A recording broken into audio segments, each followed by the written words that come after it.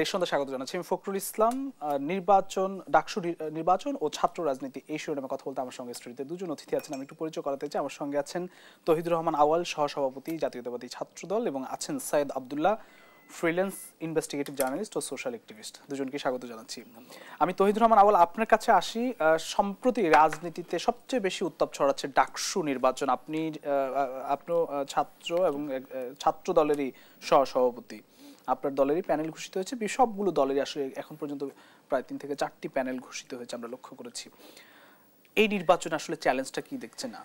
ধন্যবাদ আপনাকে। ডাকসু সবসময় আমাদের ছাত্র দলের ঐতিহাসিকভাবে আমাদের একটা উৎসবের বিষয়।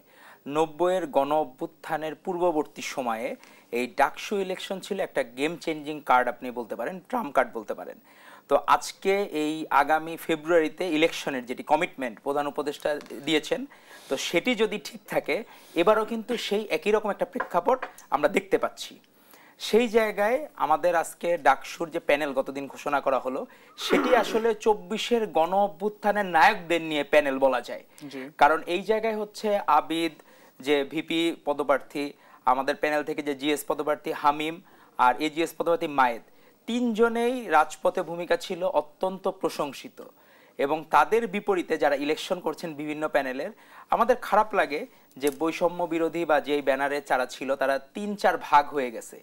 আমাদের অনেক সময় বলে যে নিজেদের নেতাকর্মীদের কন্ট্রোল করে, সেখানে কিন্তু ছাত্রদল একক প্যানেল দিয়েছে এবং সেখানে কোনো বিদ্রোহী প্রার্থী নেই।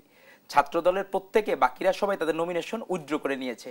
যাদেরকে পার্টি মনোনয়ন দিয়েছে, এই যে পার্টির চেন অফ কমান্ডটা মেইনটেইন করে, এই যে রাজনৈতিক শিষ্টাচার, এটি একটি এই সমসাময়িক সময়ের মধ্যে সবচেয়ে বিরল ঘটনা।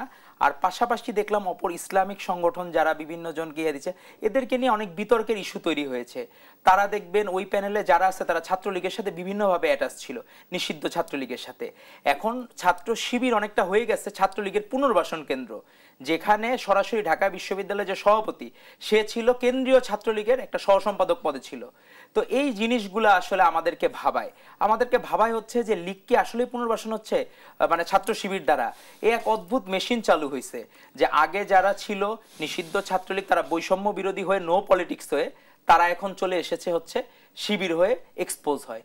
তো বিষয়টা একটা অদ্ভুত যে যখন আমার খারাপ সময় ছিল, আপনি আপনার পরিচয় দিতে আপনি দ্বিধাবোধ করতেন, কার্পণ্য করতেন, কিন্তু যখনই আপনি একটু সুযোগ পাইলেন রাজনীতির ভালো অবস্থা, তখনই আপনি একবারে বাঘ হয়ে আবির্ভূত হইলেন। বিষয়টা আসলে আমাদেরকে ভাবাইলো এই সেন্সে যে তারা অনেক সময় আবার যখন খারাপ অবস্থা আসবে, তাদের আর খুঁজে পাওয়া যাবে না। সমস্যা হলে রাজনীতির জন্য অ্যালার্মিং। ছাত্রদল বন্দুকের নলের মুখে বলেছে তারা ছাত্রদল করে, আর এই প্যানেলটিতে দেখবেন একটি সম্পাদক পদ ফাঁকা রাখা হয়েছে। আমাদের বোন সানজিদা আহমেদ তন্নি, গত বছরের 15ই জুলাই এক বোন দেখবেন যে লাঠি হাতে, তার রক্তাক্ত, তার পুরা চেহারা, আমাদের এই বোন দেখে কিন্তু সারা বাংলাদেশের মানুষের হৃদয়ে নাড়া দিয়ে উঠেছিল। সেই জায়গায় সে যে আমাদের আবেগতাড়িত দৃশ্য, সে যে সম্পাদকীয় পদে দাঁড়িয়েছে, সেই পদে আমাদের কাউকে আমরা ক্যান্ডিডেট করি নাই, সেটা তার সম্মানে। তো ছাত্রদল যে রাজনৈতিক যে উদারতার পরিচয় দিচ্ছে, এটি সমসাময়িক সময়ে দেখা যায় না। আপনি দেখবেন ফার্স্ট ইয়ার একটা ছেলে, সে ক্রীড়া সম্পাদক, সে খুবই ভালো ফুটবল খেলে, সে হচ্ছে চাকমা সম্প্রদায়ের প্রতিনিধিত্ব করে। সেই জায়গায় কিন্তু আমরা দেখতেছি ফার্স্ট ইয়ার থেকে শুরু করে ভালো ভালো ক্যান্ডিডেট আমরা দিতে পেরেছি। তো আমরা আশা করছি যে একটি সুষ্ঠু নির্বাচনের প্রতিবন্ধকতা যা যা আছে সেগুলা ভিসি ওভারকাম করতে পারবেন, এবং আশা করি একটা সুন্দর নির্বাচন উপহার দিতে পারবেন তারা। ধন্যবাদ। আমি সৈয়দ আব্দুল্লাহ, আপনার কাছে আসি। আপনিও ঢাকা বিশ্ববিদ্যালয়ের ছাত্র এবং রাজনীতির সূতিকাঘার বলা হয় এই ডাকসুকে। আসলে এখান থেকে আমাদের মুক্তিযুদ্ধ, এখান থেকে বাংলাদেশের গণ অভ্যুত্থান, বিভিন্ন গণ অভ্যুত্থান হয়েছে। সে জায়গায় আসলে এই ডাকসু নির্বাচন নিয়ে অনেক জল্পনা কল্পনা ছিল, নির্বাচন হবে কি হবে না। শেষ পর্যন্ত আসলে নির্বাচনের দিকে ধাবিত হলো। কোন দিকে যাচ্ছে নির্বাচন, এই ডাকসু নির্বাচন? অনেকগুলো প্রশ্ন করেছেন, স্টেপ বাই স্টেপ উত্তর দেই। তার আগে আমি বলি, ডাকসু নিয়ে আমার পার্সোনাল যে এক্সপিরিয়েন্স, সেটা খুব একটা ভালো না। কারণ এর আগের যে ইলেকশনটা হয় 2019 সালের মার্চ মাসে যে ইলেকশনটা হয়েছিল, তখন আমরা তো খুবই অ্যাক্টিভলি পার্টিসিপেট করেছি, এবং যেহেতু অনেক আগের থেকেই আমি মোটামুটি খুবই পরিচিত ছিলাম যে হাসিনা বিরোধী শিবিরের লোক, সো ইন দ্যাট সেন্স আমাকে ভোট দিতে দেওয়া হয় নাই। সলিমুল্লাহ মুসলিম হলের স্টুডেন্ট ছিলাম আমি হলে ঢুকবো ভোট দেওয়ার জন্য, ছাত্রলীগের পান্ডারা আসলো যে না, আপনাকে ভোট দিতে দেওয়ার নিষেধ আছে, আপনি ঢুকতে পারবেন না। একবার দুইবার চেষ্টা করলাম, বারবার করে করলাম, শেষ মুহূর্ত পর্যন্ত আমাকে ঢুকতেও দেওয়া হইল না। এবং ওই যে ডাকসু হয়েছিল 1990 সালের পরে 2019 সালে এসে ডাকসুটা হইলো, সেই জায়গায় ভোটও দিতে দেওয়া হইল না। ইন্টারেস্টিং ব্যাপারটা হইলো ওই ডাকসুতে নুরুল হক নূর কোনো না কোনো ক্যাপাসিটিতে আমাদের ভিপি হয়ে গেলেন, আর সমাজসেবা সম্পাদক পদে তখন আক্তার ভাই ছিলেন। আক্তার ভাই তখন আক্তারকে জেতানো হইল, মানে আক্তার জিতেছিল। আর অন্যান্য পদগুলোতে মোটামুটি সব ছাত্রলীগ কন্ট্রোলড ইলেকশন হয়েছে, ছাত্রলীগই নিজেদের মতো ভোট দিয়েছে। অর্থাৎ হাসিনা যেভাবে ভোট করতো সেই ভোটের করার সাথে ডাকসুর ইলেকশনের কোনো পার্থক্য হয় নাই। অনেক সম্মানিত শিক্ষকেরা ছিলেন যারা আসলে শিক্ষক ছিলেন না, তারা ছিলেন আওয়ামী লীগের পাঁচাটা দালাল। তারা ভোট কেন্দ্রগুলা এক্স্যাক্টলি সেই কাজই করেছে যেটা ন্যাশনাল ইলেকশনে হাসিনার কর্মীরা যেটা করতো, এবং সেই টিচাররা আবার পরবর্তীতে ক্লাসরুমে সবকও দিয়ে বেড়াতো। সো ওই স্মৃতিগুলো আমি বারবার করে মনে আসে 2019 সালে কি মানে বিশ্ববিদ্যালয়ের ভেতরেও জাতীয় নির্বাচনগুলোতে যা যা হয়েছে তার সবগুলাই হয়েছে। লাকিলি 2টা পদ ছাত্রলীগের বাইরে চলে এসেছিল। তো এইবারে ডাকসু ইলেকশন নিয়ে আমি একটা জায়গাতে আশাবাদী, সেটা হলো অনেকগুলো পদে আমার কাছে মনে হচ্ছে খুবই হার্ড কন্টেস্ট হবে। এবং রাজনীতির সৌন্দর্যটা হলো যখন কোনো জায়গায় হার্ড কন্টেস্টটা হচ্ছে ওই জায়গাতে কিন্তু সত্যিকার অর্থে মনে হয় যে একটা ইলেকশন ভাইবটা আছে।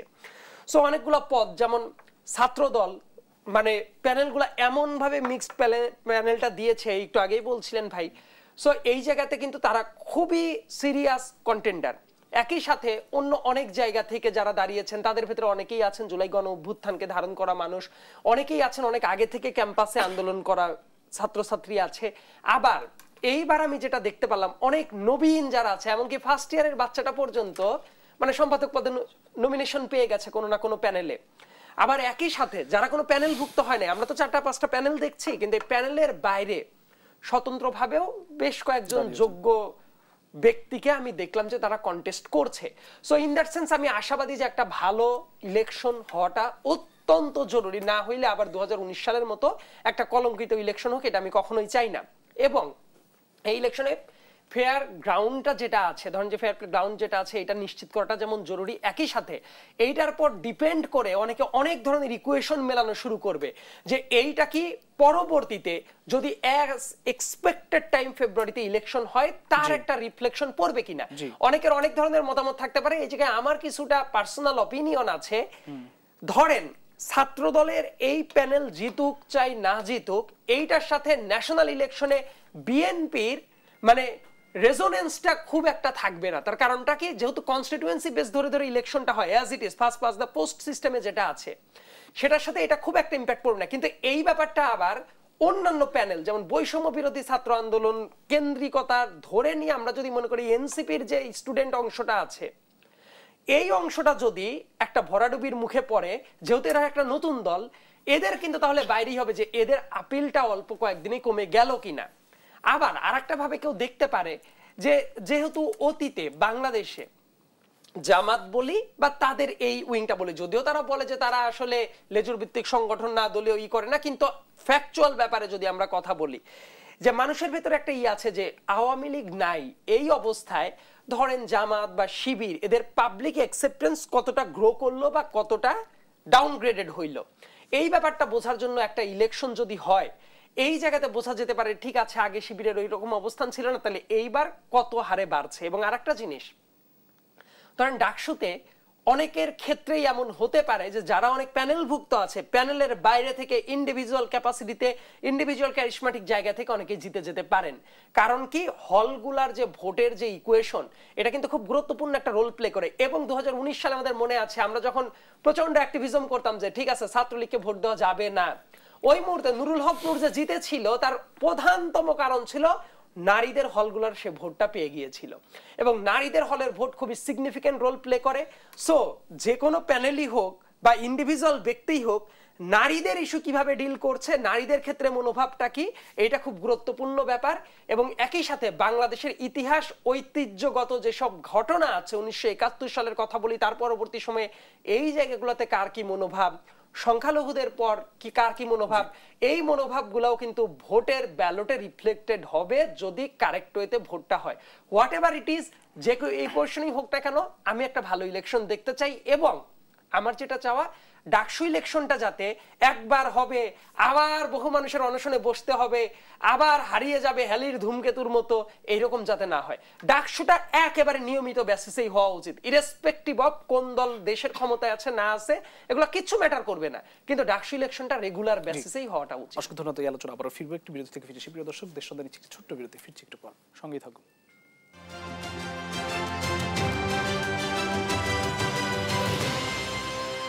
আরো একবার স্বাগত জানাচ্ছি। আমি তৌহিদুর রহমান আউয়াল, আপনার কাছে আসি। জামাতের শর্ত দাবি মেনে সরকারকে নির্বাচনের দিকে যেতে হবে। হামিদুর রহমান আজাদ জামাতের, তিনি বলেছেন জামাতের আসলে শর্তগুলো কি খুব বেশি কঠিন নাকি, মানে কি মনে হয়, তাহলে কি সবারই দাবি তো মানতে হবে নাকি? আসলে হইলো ওই যে গিরগিটির মতো রং বদলায়, কিছু টার্ম আছে না, যে গিরগিটির মতো অনেক সময় রং বদলায়। আরো কিছু সামুদ্রিক প্রাণী আছে যেগুলো আমাজনে, বিভিন্ন সাগরে, এইসব প্রাণী খুব দ্রুত, মানে বিশেষ করে মাছ জাতীয় কিছু আছে, যে ফিশ ফ্যামিলির কিছু আছে, যে তারা খুব অনেক রং বদলাইতে পারে। তো এখন হয়েছে কি, যে ইসলামপন্থী যে রাজনৈতিক দলটা, তাদের যে আসলে কোন ইথিক্সে চলে, আসলে ইসলামকে তারা পুরোপুরি ধারণ করে কিনা, এটা একটা ইস্যু। আর ইসলামপন্থী দল হয়ে ইসলামকে ধারণ করে এত মিথ্যা কথা বলা যায়, মিথ্যাচার করা যায়, এটা একটা বিরল ঘটনা। মানে আমরা আমাদের দেশ কি, বাকি সব দেশেই কিন্তু জামায়াতে ইসলামী ধরলাম যে আওয়ামী লীগ, প্রেসিডেন্ট আওয়ামী লীগ খুব খারাপ, নিষিদ্ধ করেছে, এটা অন্যায় করেছে, এর প্রতিবাদ আমরা জানিয়েছি। পাকিস্তানেও কিন্তু জামায়াতে ইসলামী নিষিদ্ধ হয়েছিল, ইন্ডিয়াতেও নিষিদ্ধ হয়েছিল। তো একটা দল এমন কাজকর্ম কেন করে যে তাকে সব দেশে নিষিদ্ধ হইতে যায়? সব দেশে তো আর হাসিনার মতো ফ্যাসিস্ট জন্মগ্রহণ করে নাই, সব দেশে সে নিষিদ্ধ হয়েছে। এখন তারা যে কথাগুলো বলে, আমার মনে হয় যে তারা নিজেরা কোনো কিছু চিন্তা ভাবনা করে কোনো কথা বলে না। ওই যে গায়ে মানে না আপনি মোড়ল একটা বিষয় আছে না, তো তাদের কথাবার্তা শুনলে মনে হয় যে তোমরা যে যাই বলো ভাই, আমার ওই তাল গাছটাই চাই, মানে তাল গাছের চূড়ায় তার ওই ফল তাল লাগবে। তো এখন তারা পিয়ার পদ্ধতি, বাংলাদেশের মানুষ কোনোদিনই জানতো না যে পিয়ার পদ্ধতি কি বিষয়, মানে এখানে প্রতিনিধিত্বমূলক যে পার্লামেন্ট যেটা, এটা তারা কোনোদিন জানতো না। তারা কোথা থেকে কি আবিষ্কার করলো, এখানে বেনিফিটটা কি, তাদের পার্লামেন্টে ঢোকার, তাদের যে 6% ভোট আছে, এমনও হইতে পারে তারা একটা আসনও না পাইতে পারে, এমনও হইতে পারে পিয়ার পদ্ধতিতে তারা কিন্তু 6%, 7% যে ভোট পাইলো, 18 থেকে 21টা আসন পাইতে পারে। তো বাস্তবতা হইলো কি, তারা শুধু নিজেদের স্বার্থ চিন্তা করে, তারা বাকি দেশের মানুষের কি হইলো না হইলো এরা চিন্তা করে না। আর এরা সময় সুযোগ মতো আমার মনে হয় রং বদলায়। রং বদলায় কেন? নিষিদ্ধ আওয়ামী লীগের মধ্যে অজস্র শিবিরের লোকজন ছিল। আপনি বিভিন্ন দেখেন ব্যবসায়ীরা, রাজশাহীতে দেখা গেল সম্ভবত কোনো একটা পরিবহনের মালিক, সে আওয়ামী লীগের ডোনার ছিল, তাকে তারা জাস্টিফাই করতেছে, ওইখানে স্টেজে বসে প্রোগ্রাম করতেছে বিষয়গুলা, এবং তারা কোনো পানিশমেন্টও দিচ্ছে না বা বলতেছে না, জাস্টিফাই করতেছে না যে সে আমাদের লোক না, এরকম কোনো জাস্টিফিকেশন নাই তাদের। মানে এক অবাক করা বিষয়। আর আমরা ন্যূনতম কারো কোনো সংশ্লিষ্টতা পাইলে সাথে সাথে ব্যবস্থা নেওয়া হচ্ছে। এরকম অজস্র উদাহরণ আছে যে লিগের কারোর সাথে কারো কোনো অ্যাটাচমেন্ট বা সম্পর্কের গভীরতা, বা লিগকে কোনোভাবে দলে পদে ভেরানো হচ্ছে, কোনো দলে, কৃষক দলের কমিটিতে 1 2 জনকে দেওয়া হয়েছে, তাই বাদ দেওয়া হয়েছে। আমাদের ছাত্র দলের কমিটিতে, আমাদের পাবনা মেডিকেল কলেজ ছাত্র একটা কমিটি করা হয়েছিল, সেখানে 21 জনের মধ্যে 12 জনের সংশ্লিষ্টতা পাওয়া গেছিল ছাত্রলীগের সাথে, কমিটি স্থগিত করে দেওয়া হয়েছে। কোনো কিছু আমাদের এগুলো না। আমরা যখনই দেখি একটা বিষয় হয়েছে কি, আপনি ওই আমলে যখন প্রত্যেকের গোপালগঞ্জ মেডিকেল কলেজ, বিভিন্ন জায়গায়, আমি মেডিকেল কলেজ উদাহরণ দিচ্ছি, ওখানে রোল কল করে নিয়ে যাওয়া হইতো শেখ মুজিবের মাজারে, মানে এটা তো বলা যায় যে পূজা করার জন্য বেসিক্যালি, ওখানে থেকে মন থিকা যেত না, শেখ মুজিবের ওই জায়গায় নেওয়া যাওয়া হইতো, সমাধিস্থলে নেওয়া যেত রোল কল করে বাসে উঠায়। তো সেই জায়গায় আপনি এই দেশে আপনি যদি বলা হয় যে ওই গোপালগঞ্জ মেডিকেলে তো 5 বছরের যে প্রোডাকশন, এরা তো প্রত্যেকে হাজিরা দিয়ে তাদেরকে নিয়ে গেছে, এখন আপনি ওই জায়গায় কি করবেন? শিক্ষকরা এর সাথে জড়িত, তারা কিভাবে নিজেদের মেধা আওয়ামী পূজার জন্য ব্যবহার করবে, ফ্যাসিস্ট লীগের পূজার জন্য ব্যবহার করবে, তার জন্য ব্যয় করত। এজন্য দেশের যে সাম্য অবস্থা ছিল এটি নষ্ট করে দিয়েছে। আর বেসিক্যালি আমরা যে কেউ প্রাউড ফিল করতো যে আমি জামাত করে প্রাউড ফিল করছি, কেউ যদি ছাত্র শিবির করে প্রাউড ফিল করতো, কোনোদিন আমরা শুনি নাই তো।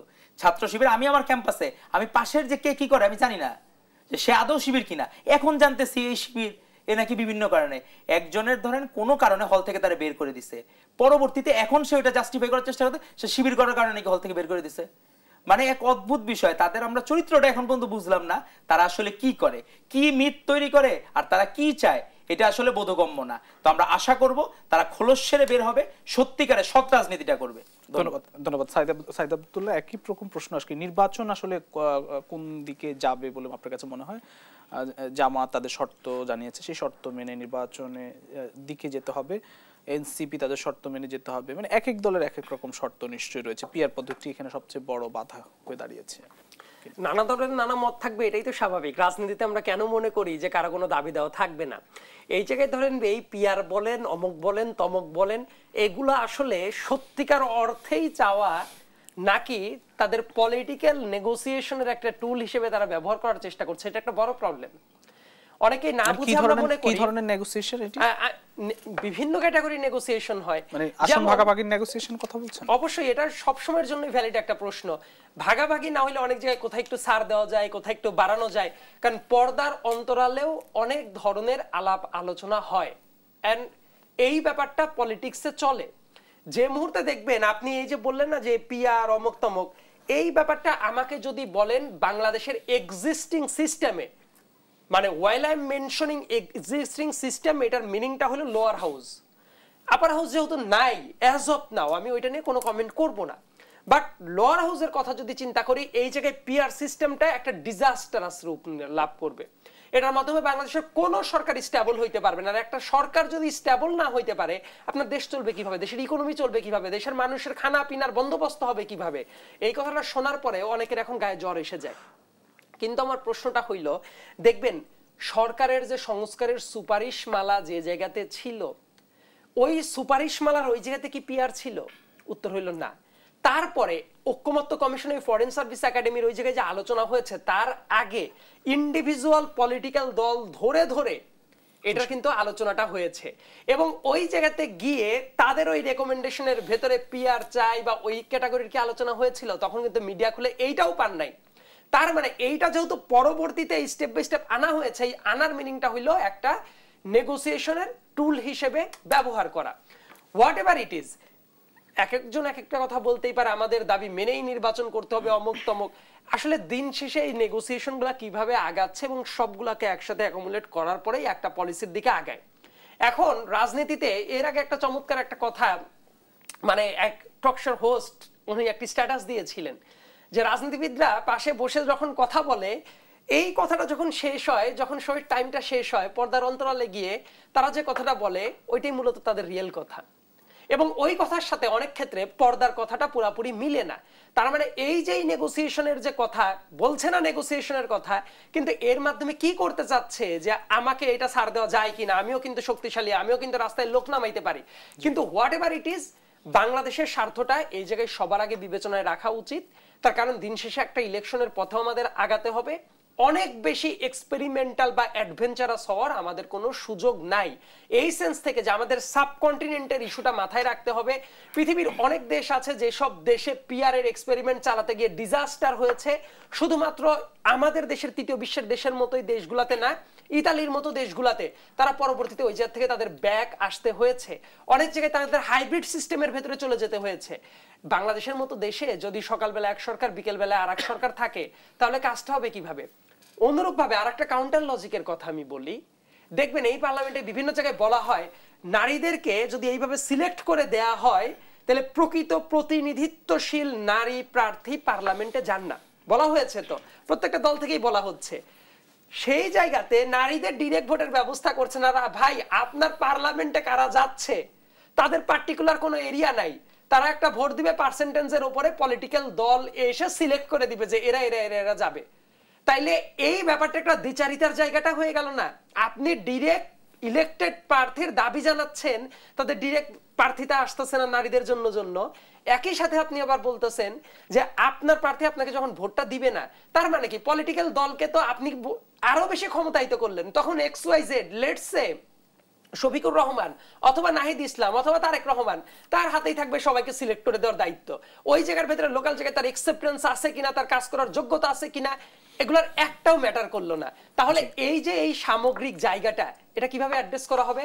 আবার আর একটা কথা বলি, স্বতন্ত্রভাবে কেউ যদি নির্বাচন করতে চায়, তাকে কিভাবে অ্যাকোমোডেট করা হবে?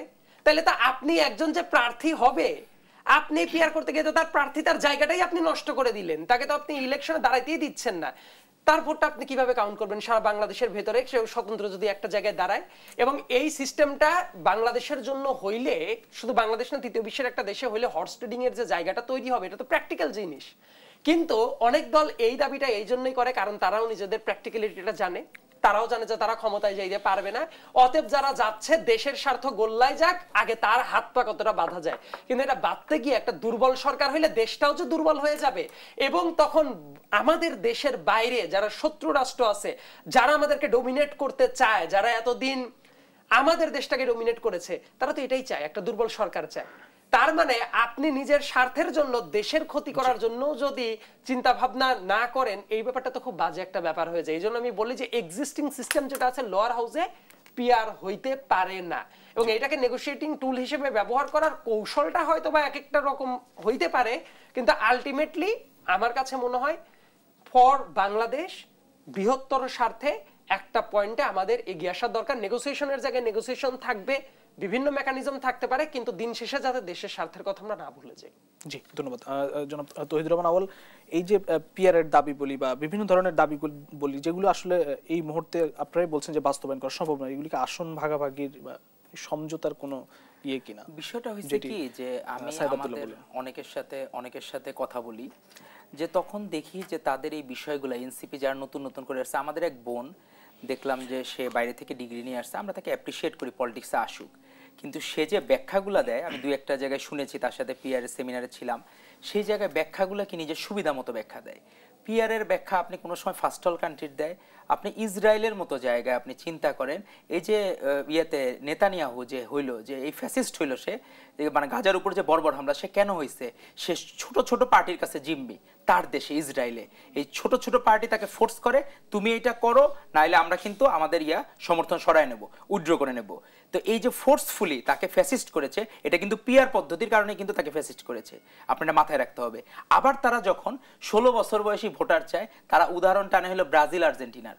তো কোনো দেশে তারা দেখাইতে পারে নাই ফার্স্ট ওয়ার্ল্ড কান্ট্রি বা কোনো জায়গায় একসাথে পিআর আছে, আবার একসাথে 16 বছর বয়সে ভোটার আছে, এটা দেখাইতে পারে নাই। তারা তাদের জায়গা থেকে দ্বিচারিতা, তাদের আচরণের মধ্যে নিজেদের সুবিধা মতো, তার মনে হয়েছে আমি আমার পক্ষে যুক্তি দাঁড়া করানোর জন্য আমি আমার সুবিধা মতো এক একটা ন্যারেটিভ তৈরি করব। এরা কি ঘরে বসে বসে ন্যারেটিভ তৈরি করে? মানুষের ভোটের জন্য তার এদের কাজ করতে হয় না, এরা ঘরে বসে বসে ন্যারেটিভ তৈরি করে কিভাবে পার্লামেন্টে যাবে, আর কোনো ইন্টেনশন নাই তাদের। এটা মূল ইস্যু। ধন্যবাদ। এই আলোচনা আবার আসবো, একটু বিরতি থেকে ফিরে এসে প্রিয় দর্শক, দেশ সন্ধান নিচে আরো একটু বিরতি, ফিরছি একটু পর, সঙ্গেই থাকুন।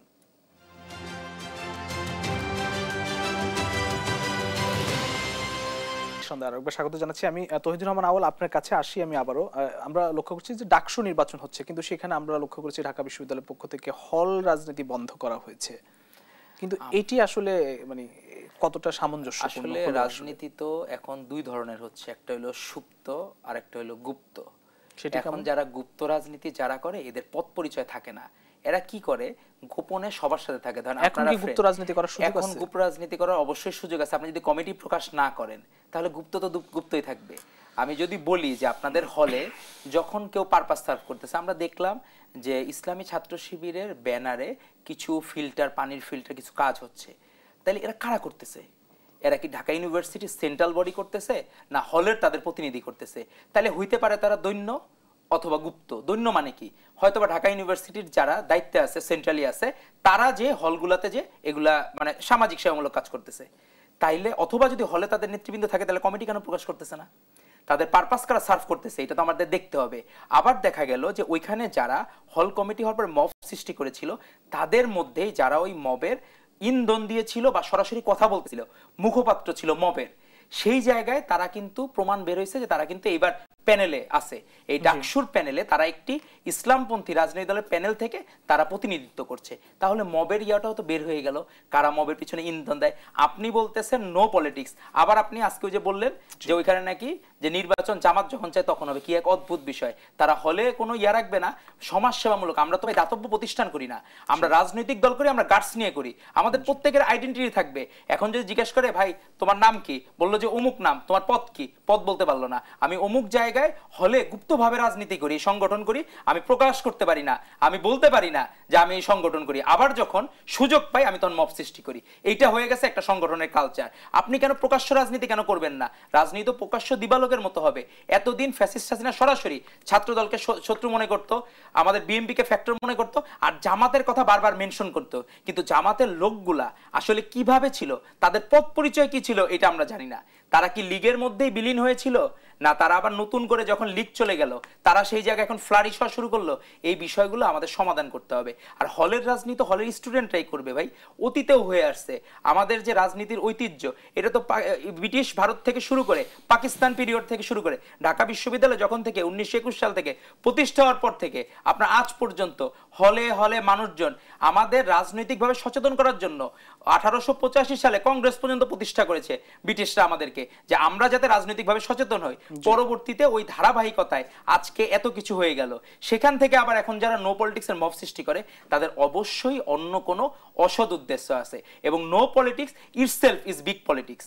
যে নো পলিটিক্স যারা বলে এদের অন্য কোনো ইন্ধন হলো কি একটা মব সৃষ্টি করে ছাত্রদলকে একটু মানে ব্যাকফুটে নেওয়ার চেষ্টা করা, এটাই তাদের মূল ইন্টেনশন। কিন্তু ছাত্রদল প্রকাশ্য রাজনীতি করে। এই যে আবিদরা ছাত্রদল করার জন্য প্রাউড ফিল করতো, হামিমরা মায়েদরা গার্ডস নিয়ে যেদিন থেকে ক্যাম্পাস লাইফে ঢুকেছে ঢাকা ইউনিভার্সিটি সেদিন থেকে গার্ডস নিয়ে বলতো আমি ছাত্রদল করি।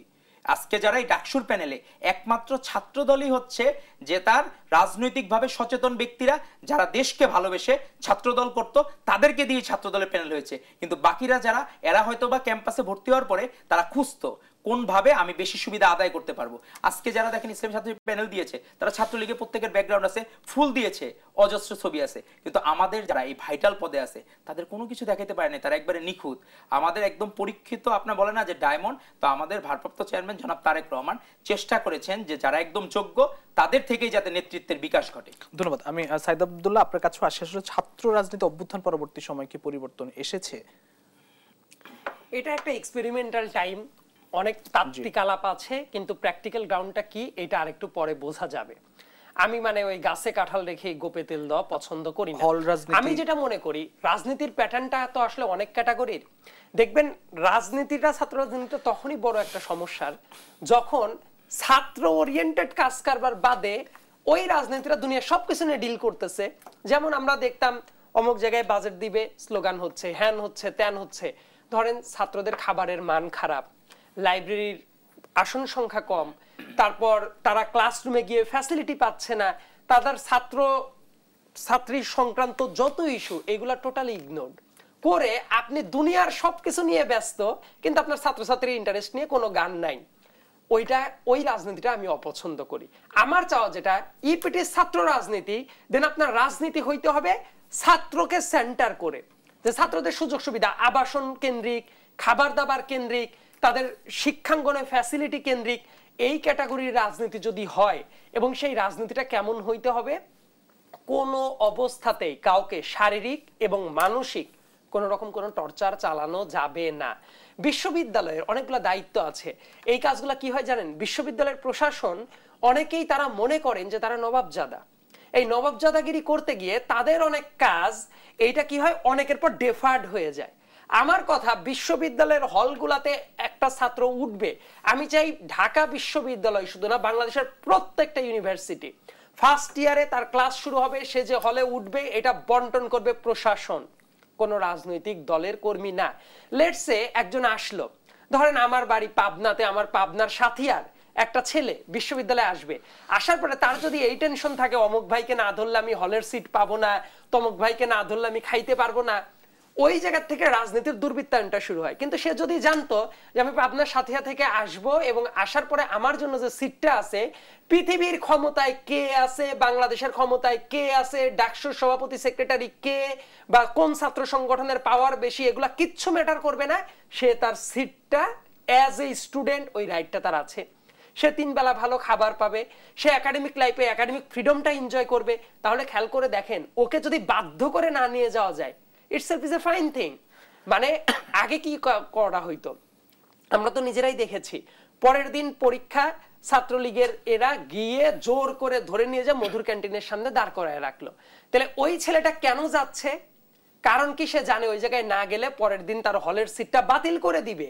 এই যে বাতিল করে দিল, দেখেন আপনি ছাত্র সংগঠনের নেতাকর্মীদেরকে ব্লেম দিচ্ছেন, হোয়ারএজ বিশ্ববিদ্যালয়ের অ্যাডমিনিস্ট্রেশন এটা দেখার দায়িত্ব তার ছিল। প্রত্যেকটা জায়গায় হল প্রশাসন আছে, তাদেরকে কি কখনো ধরা হয়? আমার চাওয়াটা হইলো হলের ভেতরে কাউকে জোরপূর্বক কোনো কিছু করা যাবে না।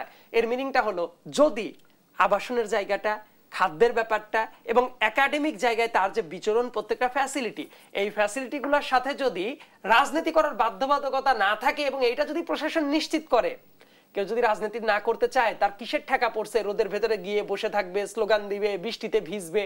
আবার যার রাজনীতি করার ইচ্ছা, সে যদি জানে সে বাধ্য হয়ে যায় নাই, সে নিজস্ব ইন্টেনশন থেকে গিয়েছে, এটা তো তার ব্যাপার। কিন্তু রাজনীতিটাকে যদি কন্ট্রোল করতে চান, আমি সবসময় একটা কথা বলি যে সবার আগে প্রশাসনের এই যে দায়িত্বগুলা ঠিক করা দরকার, যে এইটাকে রাজনীতির বাইরে নিয়ে যাওয়া দরকার। এইটা করলে অনেক সমস্যার সমাধান হয়ে যায়। আপনি সেটা করবেন না, নতুন বিল্ডিং বানাবেন না, আবাসনের সংকট রাখবেন, মেসের খাবারের অবস্থা যাচ্ছে তাই করে রাখবেন, বিশ্ববিদ্যালয়ের শিক্ষক রাজনীতির নামে পূর্ণাঙ্গ দলীয় একটা অবস্থা থাকবে, আর আপনি আস্তে করে বলবেন এই পুরো সিস্টেমের ভেতরে একটা অংশটাকে নিউট্রালাইজ করবেন। এটা কোনোদিন হইতে পারে? সো আপনি সমস্যার মূলে তো হাত দিচ্ছেন না। আমি ব্যক্তিগতভাবে এমন একটা বিশ্ববিদ্যালয় চাই যে বিশ্ববিদ্যালয়ের রেগুলার বেসিসে ছাত্র সংসদ ইলেকশনটা থাকবে, যে জায়গায় আবাসনের কোনো সমস্যা থাকবে না, যে জায়গায় খাদ্যের যে ব্যবস্থাটা সেটা পরিপূর্ণভাবে থাকবে, পরীক্ষা বলেন, বিভিন্ন এক্সট্রা কারিকুলার অ্যাক্টিভিটিস বলেন, যে কোনো ধরনের ফ্যাসিলিটি, রিসার্চ অবস্থা, বাইরের স্কলারশিপ এবং প্রত্যেকটা জায়গায় বিশ্ববিদ্যালয়টাকে মানুষ আত্মার সাথে ধারণ করবে, এই জায়গাটা যদি হয়, বাদবাকি অনেক সমস্যা অটোমেটিক সমাধান হয়ে যায়। কিন্তু আপনি অন্য সব সমস্যা বাদ দিয়ে শুধুমাত্র এই জায়গায় যখন ফোকাস করবেন, তার মিনিংটা হইলো আপনি আসলে সমস্যাটাকে জিয়া রাখতে চান বিভিন্ন ফ্রন্টে। ওইটা যদি না থাকে, অটোমেটিক ছাত্র রাজনীতি একটা শেপে চলে আসবে। এবং একই সাথে আরেকটা ব্যাপার যুক্ত করি, ছাত্র রাজনীতিটাকেও অনেক ক্ষেত্রে মডার্নাইজ করার দরকার আছে। এইটা সবসময় শুধু মিটিং মিছিল স্লোগানের রাজনীতি হওয়া উচিত না। রাজনীতির ভেতরে বাইরের দেশের অনুকরণে পলিটিক্যাল পার্টির ইন্টার্নশিপ আকারেও কিন্তু যাইতে পারে। যে ছাত্র রাজনীতি যারা করছে বিভিন্ন প্যাটার্ন, তারা কি ইন্টার্নশিপের জায়গায় গেল, আইটি রিলেটেড এক্সপার্ট হইলো, তাদের বিভিন্ন পলিসি টিমে কাজ করছে, আলটিমেটলি দেখা যাবে এই ছাত্র রাজনীতির প্যাটার্নটাও পুরোপুরি বদলে যাবে এবং সেটা হবে জনকল্যাণমুখী। আমি আরেকটা প্রশ্ন করতে চাই, যুক্ত করতে চাই, যে লেজুর বৃত্তি শব্দটা আসলে ছাত্র রাজনীতি এখন সবচেয়ে বেশি আলোচিত। লেজুর বৃত্তিহীন ছাত্র সংগঠন আসলে কারা? মানে এটা তো লাভ ক্ষতি আমি দেখি নাই। যেমন ধরেন যে ওই যে বাক্সাস যেটা আছে, ওরা যদি বলে তারা মানে লেজুরহীন, তাহলে আমি এনসিপির অনেক প্রোগ্রামে দেখেছি তারা যাচ্ছে, হাততালি দিচ্ছে, এনসিপির কোন নেতাকে বললে তাদের গায়ে লাগে, তারা প্রোটেস্ট করে। সো আদতে আসলে যে অর্থে লেজুর ভিত্তিক এবং লেজুর ছাড়ার কথা বলে সেটা আসলে হয় না। এবং ইন্টারেস্টিং একটা ব্যাপার আছে, আপনি যদি পিআরও খেয়াল করেন, বাংলাদেশের আইনগত জায়গায় যদি খেয়াল করেন, ছাত্র সংগঠন যেটা আছে এটা কিন্তু অঙ্গ সংস্থান না, মানে অঙ্গ সংগঠন না। অঙ্গ সংগঠন কোনগুলা? ধরেন কৃষকের অংশ, তাঁতিদের অংশ, স্বেচ্ছাসেবক, অমুক-তমুক, হ্যান-ত্যান অনেক দল আছে। কিন্তু ছাত্রদের এই ব্যাপারটা কিন্তু পিআরও অনুসারে এটা কি হইতে পারে না, অঙ্গ সংগঠন হইতে পারে না। এটা সিস্টার কনসার্ন হিসেবে থাকে, ভাতৃপ্রতিম সংগঠন হয়ে থাকে। সো এটার কনস্টিটিউশনাল ব্যাপারগুলোও একটু আমাদের ভেবে দেখার দরকার আছে যে এই জায়গাগুলো রিভাইজ করার দরকার আছে কিনা। এবং আরেকটা যেটা বলি যে আলটিমেটলি সবকিছুই আসলে পার্টির পারপাসই সার্ভ করে। এই জন্য আমি লেজুর ভিত্তিক কিনা লেজুর সারা কিনা এই আলোচনাগুলো আমরা করতে পারি, তাত্ত্বিকভাবে অনেক আলাপ আলোচনাই চলে, কিন্তু এগুলো প্র্যাকটিক্যাল না। আমি ওই যে একটু আগে যে কথাগুলো বললাম, ওই জিনিসগুলোর যদি সমাধান হয়, তখন দেখা যাবে অনেক সমস্যার অটোমেটিক সমাধানটাই হয়ে যাবে, যেটা বাইরের অনেক দেশে, অনেক উন্নত দেশের রাজনীতিটা আছে না, কিন্তু সেটাকে একটা সিস্টেমের ভেতরে নিয়ে আসা হয়েছে, যে জায়গায় আবরার ফাহাদের মতো কেউ পিটিয়ে মারে না, যে জায়গায় শিক্ষকেরা ভোট চুরি করে না, যে জায়গায় পলিটিক্যাল ব্যাকগ্রাউন্ডের কারণে তাকে নিগৃহীত হইতে হয় না, যে জায়গাতে তার নিজ নিজ পরিচয় রেখেই প্রত্যেকটা ফ্যাসিলিটি নিয়ে সে ক্লাস করতে পারবে। এটা যদি হয়ে যায়, বাদবাকি অনেক সমস্যার সমাধানটা হয়ে যায়। তাই আমাদের এই তাত্ত্বিক আলোচনায় কেমন ডাকসু নির্বাচন চান, ছাত্র রাজনীতিটাকে কোথায় দেখতে চান, এক মিনিটে যদি শেষ করেন। আমি অবশ্যই free, fair and participatory DUCSU ইলেকশনটা দেখতে চাই, যেই জিতুক। আমার কথা যে ডাকসু নির্বাচনটা যাতে আরো একবার কলঙ্কিত না হয়, যে জায়গা থেকে আলোচনাটা শুরু করেছিলাম, আমি যখন স্টুডেন্ট ছিলাম আমাকে ডাকসু ইলেকশনে ভোট দিতে দেয় নাই, কারণ জানতো যে আর যাই হোক সাইদ আব্দুল্লাহর ভোট কোনো ছাত্রলীগের ব্যালটে পড়বে না। এই নিশ্চয়তা থাকার কারণে আমাকে কিন্তু ভোটই দিতে দেয় নাই। 2019 সালের কথা বলছি। এই ধরনের ঘটনা না ঘটুক এবং যারা স্টুডেন্ট আছে তারা তাদের ক্যাম্পেইনের মাধ্যমে এবং কর্মসূচির মাধ্যমে ভবিষ্যতে নতুনত্ব বয়ে নিয়ে আসুক, ডাইনামিজম তারা গ্রহণ করুক এবং তাদের রাজনীতিটা হোক স্টুডেন্ট ওরিয়েন্টেড। অন্য কোনো ওরিয়েন্টেশন থাকলে সেটা পরের হিসাব, স্টুডেন্টদের স্বার্থ সবার আগে তারা বুঝুক। এটা হলেই আমি সবচেয়ে বেশি খুশি হব যে বাংলাদেশটা আবার এমন একটা জায়গায় পৌঁছাক যে জায়গায় ইলেকশনগুলোর যে কলঙ্ক, এই কলঙ্কগুলো যাতে দূর হয়ে যায়। এবং একই সাথে আরেকটা এক্সপেকটেশন থাকবে, ডাকসু ইলেকশনগুলো নিয়মিত বেসিসেই হওয়া উচিত, প্রত্যেকটা বছরের গঠনতন্ত্র অনুযায়ী হওয়া উচিত, যাতে করে ডাকসুর জন্য আবার কাউকে অনশনে না বসতে হয়, কোনো কিছু না করতে হয়, একদম টাইম ফ্রেম শেষ হয়ে যাবে, নতুন আরেকটা তফসিল হবে, নতুন ডাকসু হবে। ধন্যবাদ। তৌহিদুর রহমান আউয়াল, কেমন ডাকসু নির্বাচন চান, শেষ কথা কি বলবেন? আমাদের এক বোন ফজিলাতুন্নেসা মুজিব হলে সে নমিনেশন কিনতে গিয়েছিল, কিন্তু তাকে বাধাগ্রস্ত করা হয়েছে। তো এই ধরনের যে কাজগুলা, যে আপনি আপনার যার মানে যোগ্যতা আছে সে নমিনেটেড হবে, সে নির্বাচিত হবে, সেই জায়গায় প্রত্যেকের যাতে সমান সুযোগ থাকে, সে যেই হোক। আমরা ছাত্রদল আমরা সবসময় বিএমপি বারবার যখন সুষ্ঠু নির্বাচন হয়েছে বারবার নির্বাচিত হয়েছে, তো আমরা চাই নিজেদের যোগ্যতার প্রমাণ দিতে। আমরা ডাকসু, রাকসু, চাকসু, জাকসু আপনি যাই বলেন, প্রত্যেকটাতে ছাত্রদল যোগ্য ক্যান্ডিডেট দিবে এবং সাধারণ শিক্ষার্থীদের ভোটে, এবং তারাও তাদের কমিটমেন্টের যেটা ঠিক রাখবে, যেটি ওটিতে আমাদের আপসহীন দেশনীতি এবং খালেদা জিয়া এবং আমাদের ভারপ্রাপ্ত চেয়ারম্যান জনাব তারেক রহমান ঠিক রেখেছেন। আশা করি তারই ধারাবাহিকতা ঠিক থাকবে এবং সুন্দর একটি বাংলাদেশ আমরা 31 দফার মধ্যে দিয়ে সাম্য মানবিক বাংলাদেশ বিনির্মাণ করতে পারবো ইনশাআল্লাহ। ধন্যবাদ তৌহিদুর রহমান আউয়াল এবং সাইদ আব্দুল্লাহ, দুজনকে আবার ধন্যবাদ জানাচ্ছি। প্রিয় দর্শক, দেশ সন্ধ্যা এখানে শেষ করছি। আবার দেখা হবে আগামীকাল একই সময় অন্য কোনো অতিথিদের নিয়ে। সে পর্যন্ত সবাই ভালো থাকবেন, সুস্থ থাকবেন। শুভ সন্ধ্যা।